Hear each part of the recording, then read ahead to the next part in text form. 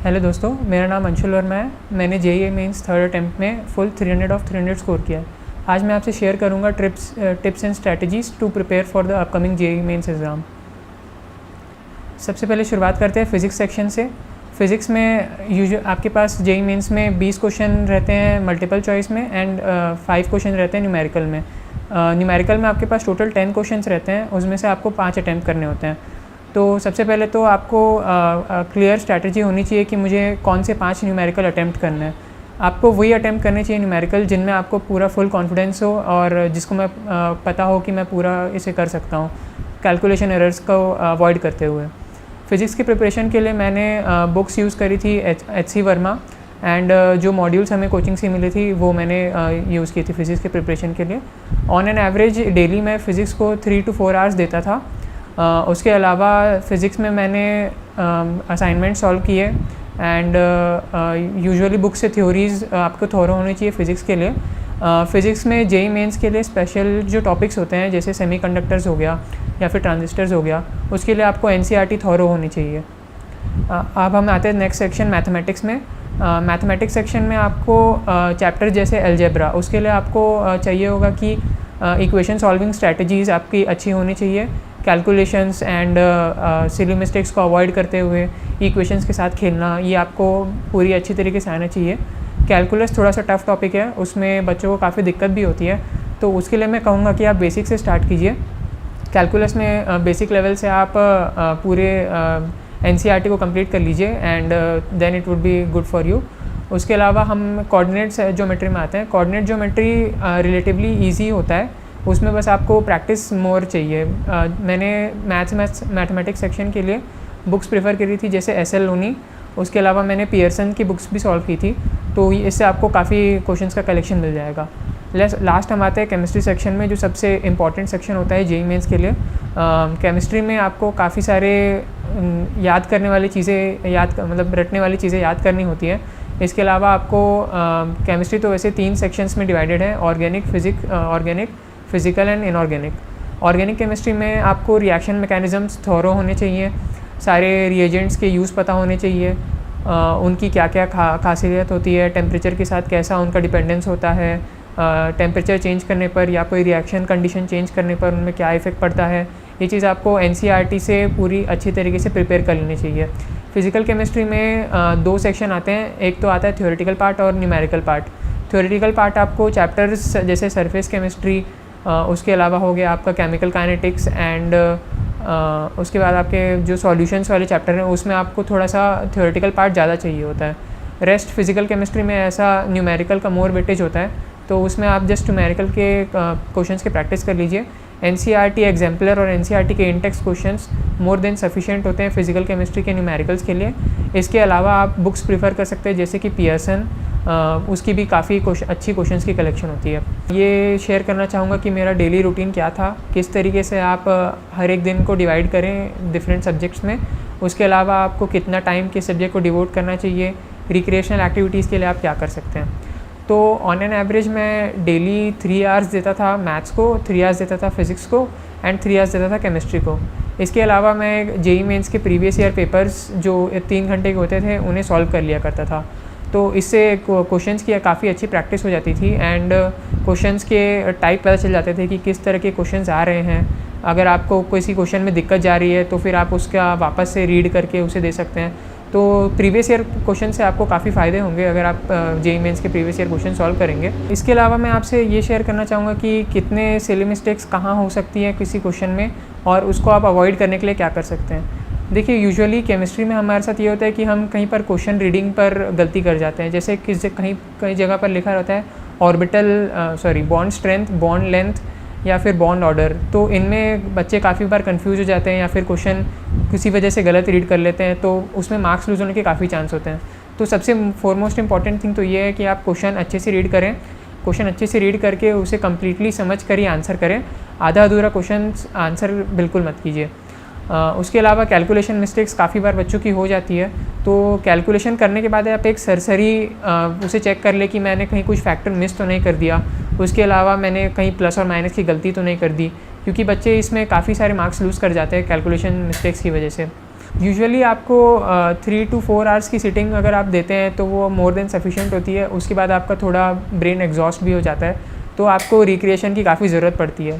तो आप ऐसा कर सकते हैं कि 3 to 4 आवर्स की सिटिंग के बाद आप एक 10 से 20 मिनट का ब्रेक ले सकते हैं। उसमें आप कुछ चीज़ें कर सकते हैं, मम्मी पापा से बात कर सकते हैं, अपने दोस्तों से बात कर सकते हैं किस बारे में कैसा चल रहा है उनका।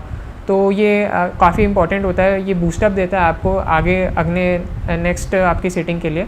तो breaks are very important I would से।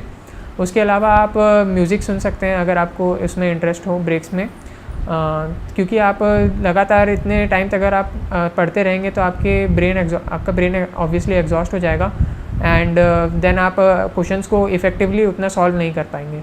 इनऑर्गेनिक केमिस्ट्री के लिए आपको सबसे जो इम्पोर्टेंट टॉपिक है वो होता है सॉल्ट एनालिसिस। उसमें आपको डिफरेंट कैटायंस, एनायंस एंड जितने भी रिएजेंट्स होते हैं उन सब के थॉरो नॉलेज होने चाहिए, क्योंकि मेंस में काफ़ी बार क्वेश्चन उसी से डायरेक्ट पूछे चले जाते हैं। और वो एक्चुअली एनसीईआरटी में ऐसा कोई स्पेसिफिक टॉपिक तो नहीं दे रखा है, लेकिन जो आप प्रैक्टिकल्स करते हैं, जो आपने स्कूल में प्रैक्टिकल्स परफॉर्म किए होंगे या फिर जो आपको लैब मैनुअल मिलती है, उनकी थ्योरी में सॉल्ट के एनालिसिस के सारी थ्योरी दी रहती है। तो सॉल्ट एनालिसिस काफ़ी इंपॉर्टेंट चैप्टर है इनऑर्गेनिक केमिस्ट्री के पॉइंट ऑफ व्यू से। उसके अलावा जो 4 ब्लॉक्स है SPDF, ये चारों ही ब्लॉक्स जेईई मेंस के सिलेबस में है। एस ब्लॉक काफ़ी इंपॉर्टेंट चैप्टर है, उसमें आपको एनसीईआरटी के सारे टेबल्स, डेंसिटी ऑफ मेटल्स, उनके इलेक्ट्रोनेगेटिविटी, उनकी बॉइलिंग पॉइंट, इन सब के जो ऑर्डर हैं उन्हें आप थॉरो कर लें, क्योंकि जेईई मेंस में उठ के उनसे क्वेश्चन आ जाते हैं डायरेक्ट ऑर्डर्स पर, तो वो सबसे ज़्यादा इंपॉर्टेंट होता है। उसके अलावा हाइड्रोजन जो चैप्टर है, हाइड्रोजन चैप्टर से आपके काफ़ी इन्फॉर्मेटिव बेस्ड चीज़ें पूछ जाती हैं, जैसे डेंसिटी और उनके हाइड्रोजन पर ऑक्साइड के ऊपर भी काफ़ी क्वेश्चंस पूछे जाते हैं जेईई मेंस में। अभी रिसेंट वाले जो हुआ था अटैम्प्ट, उसमें उन्होंने H2O2 का एक स्ट्रक्चर पूछ लिया था जो कि फिगर से उठ के आ गया था। तो वो काफ़ी इंपॉर्टेंट होता है एनसीईआरटी में। एक एक जो डेटा, जो फिगर, जो सब दे रखा है वो आप जस्ट एक बार देख लें। अगर आप उसे याद कर पा रहे हैं तो बहुत अच्छा है, अगर याद नहीं कर पा रहे तो जस्ट उसका कॉन्सेप्ट ध्यान में रखें कि ये क्यों हो रहा है। इनऑर्गेनिक में उसके अलावा पी ब्लॉक में हम आते हैं। पी ब्लॉक काफ़ी बड़ा चैप्टर है, उसमें जो group 13, group 14, group 15, group 16, group 17 और ग्रुप 18, ये सारे ग्रुप्स के जो एलिमेंट्स हैं उन सब का डिटेल डिस्क्रिप्शन पी ब्लॉक में दे रखा है। वैसे तो पी ब्लॉक से उतने क्वेश्चन जेईई मेंस में नहीं आते हैं, बट फिर भी वो काफ़ी इंपॉर्टेंट चैप्टर है जेईई मेंस के पॉइंट ऑफ व्यू से। रिसेंट ईयर्स में उससे काफ़ी क्वेश्चंस पूछे जा रहे हैं। तो 13th और 14th जो ब्लॉक है वो आपकी 11th एनसीईआरटी की पार्ट 2 में दे रखा है, and the rest of the group is given in 12th class. तो आपको 11th क्लास से 13 और 14 ग्रुप को अच्छे से प्रिपेयर कर लेना है। 12th में आपको नाइट्रोजन फैमिली, ऑक्सीजन फैमिली, उसके अलावा हैलोजन फैमिली और नोबल गैसेस, इन तीनों में आपको सारे टेबल्स, उन सब के एग्जिस्टेंस, वो उन सब के जो ओर्स हैं, जैसे कि first for example nitrogen family में क्या फ्लोरापेटाइट और एक दे रखा है, उससे एक क्वेश्चन आ गया था जेईई मेंस पर। तो आपको ये सब ध्यान में रखना है कि जितने भी मेरे टेबल्स हैं, जो एग्जांपल्स हैं, वो आपको थॉरो रहें। ऑक्सीजन फैमिली में हाइड्राइड्स के ऊपर काफ़ी क्वेश्चन पूछे जाते हैं। उनके ऑक्सीजन के हाइड्राइड्स जैसे H2O, H2S, H2Se, H2TE etcetera, इनके ऊपर काफ़ी क्वेश्चन आ जाते हैं। इनके बॉन्ड एनर्जी, इनकी बॉन्ड स्ट्रेंथ, उसके अलावा इनके रिड्यूसिंग नेचर, इन सब के ऊपर काफ़ी क्वेश्चन जेईई मेंस में आ जाते हैं। नाइट्रोजन फैमिली से भी काफ़ी क्वेश्चन आते हैं जेईई मेंस में, स्पेशली नाइट्रिक एसिड पर, जो काफ़ी ज़्यादा इंपॉर्टेंट रिएजेंट है सॉल्ट एनालिसिस के पॉइंट ऑफ व्यू से भी। नाइट्रिक एसिड आपको पूरी थॉरो होनी चाहिए उसकी रिएक्शंस, क्योंकि वो जेईई मेंस में एक्चुअली उसे किसी कंबाइंड क्वेश्चन के फॉर्म में भी यूज़ कर लेते हैं। फिजिकल केमिस्ट्री के किसी क्वेश्चन में वो उसे स्टोशियोमेट्री के क्वेश्चन के फॉर्म में दे सकते हैं नाइट्रिक एसिड की रिएक्शन, और अगर आपको वो रिएक्शन पता नहीं है तो आप उसे सॉल्व नहीं कर पाएंगे। तो इस वजह से आपको नाइट्रोजन फैमिली भी थॉरो होने चाहिए। नोबल गैसेस में आपको रिएक्शंस तो उतनी ज़्यादा नहीं होंगी, हाइड्रोलिसिस की काफ़ी रिएक्शंस होंगी ज़ेनॉन की, वो आपको एक बार जस्ट रीड कर लेना है, उसमें उनके कोफिशिएंट्स क्या होने चाहिए, स्टोशियोमेट्री ऑफ रिएक्शन, वो बस आप थोरो कर लें। उसके अलावा जो यूजेस होते हैं, जो हाइड्रोजन के यूजेस, नोबल गैसेस के यूजेस, ये आप एक बार देख लें, क्योंकि जेईई मेंस में यूज़ का काफ़ी क्वेश्चन आता है। उसके अलावा 11th और 12th के टॉपिक्स जो रहते हैं वो जेईई मेंस में मोर और लेस इक्वली डिवाइडेड रहते हैं। ये होता है कि 12th से केमिस्ट्री का पोर्शन ज़्यादा आता है, मैथमेटिक्स और फिज़िक्स इक्वली डिवाइडेड रहते हैं 11th और 12th से। चैप्टर्स जैसे कोनिक सेक्शन और उसके अलावा जो मेंस के जो मैथमेटिक्स में जो मेंस के स्पेशली स्पेसिफिक चैप्टर्स रहते हैं जैसे कि लॉजिक, उसके अलावा स्टैटिस्टिक्स, ये सारे चैप्टर्स जो होते हैं इनके अलग से एनसीईआरटी में क्वेश्चंस दिए हुए हैं, उन्हें आप प्रैक्टिस कर लीजिए तो वो काफ़ी फ़ायदेमंद होगा। इन सब क्वेश्चंस में आपको मार्क्स लूज़ करने का स्कोप रहना नहीं चाहिए क्योंकि ये क्वेश्चंस काफ़ी आसान होते हैं इनमें, लेकिन एरर्स की काफ़ी ज़्यादा गुंजाइश हो सकती है, तो आप उसे मिनिमाइज़ तभी कर पाएंगे जब आप अच्छी प्रैक्टिस रखेंगे इन क्वेश्चंस में। हमारे सेकेंड अटैम्प्ट से पहले बोर्ड एग्ज़ाम्स के लिए भी हमें प्रैक्टिकल्स के लिए स्कूल जाने पड़े थे, तो आपको टाइम मैनेजमेंट तो काफ़ी ये देना पड़ेगा। स्कूल्स के अलावा आप अपने जो सेल्फ स्टडी का टाइम है उसे भी अच्छे से डिवाइड करें। स्कूल में भी आपको काफ़ी कुछ सीखने को मिलेगा, जो आप प्रैक्टिकल्स परफॉर्म करते हैं लैब में या फिर जो भी आपकी जो थ्योरी आपको स्कूल में पढ़ाई जाती है वो मोर और लेस सेम ही होती है जेई के लिए। जेई में आप ऐसा कुछ अलग से नेसेसरी नहीं है। एनसीईआरटी जो सारा सिलेबस रहता है एनसीईआरटी बेस्ड ही आता है, बस उसमें थोड़े क्वेश्चंस के लेवल डिफ़िकल्ट कर देते हैं। उसके अलावा जेई में ऐसा कुछ हार्ड एंड फास्ट वो नहीं है कि किसी बुक से आएगा या वो। सोशल मीडिया के बारे में मैं आपसे ये कहना चाहूँगा कि जितना हो सके आप उसका मिनिमम यूज़ करें, क्योंकि एज़ अभी कोविड पैंडमिक सिचुएशन में आप उसे कम्प्लीटली अवॉइड नहीं कर सकते, क्योंकि क्लासेस आपकी ऑनलाइन ही चल रही होंगी या फिर जिस तरीके से भी आप प्रिपेयर कर रहे होंगे उसमें आपका ऑनलाइन कोचिंग या फिर ट्यूटोरियल या फिर कोई भी आप जो भी वीडियोस देखते हो यूट्यूब पर, उसमें आपको उसका यूज़ करना पड़ रहा होगा। तो मैं बस यही कहूँगा कि सोशल मीडिया से दूरी जितनी हो सके उतनी बनाइए, उसका जो यूज़ कीजिए वो अपने सिर्फ पढ़ाई या फिर बेनिफिट के लिए यूज़ कीजिए। कुछ इसमें अननेसेसरी टाइम वेस्ट ना करें, क्योंकि वो काफ़ी एडिक्टिव होता है। आप एक बार उसमें चले जाएंगे तो फिर उसमें आप निकलना थोड़ा मुश्किल होता है। इस वजह से मैं आपसे यही कहना चाहूँगा कि सोशल मीडिया से जितनी दूरी हो सके उतनी बना के रखिए।